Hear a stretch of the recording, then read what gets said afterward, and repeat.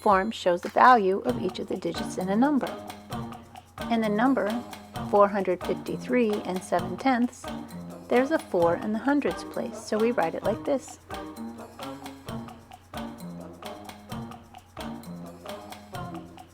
And there's a 5 in the tens place, so we add that like this. There's a 3 in the ones place, so we add that like this. And then there's a 7 in the tenths place. We add that like this. And that's our number written in expanded form.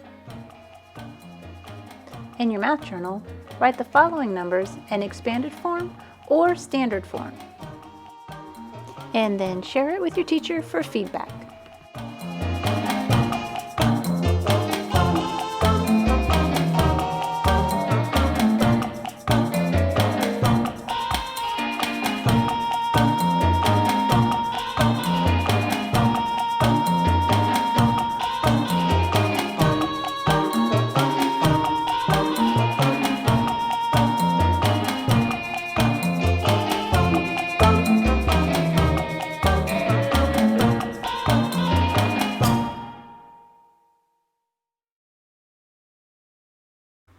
I'll see you on the next Math Journal journey.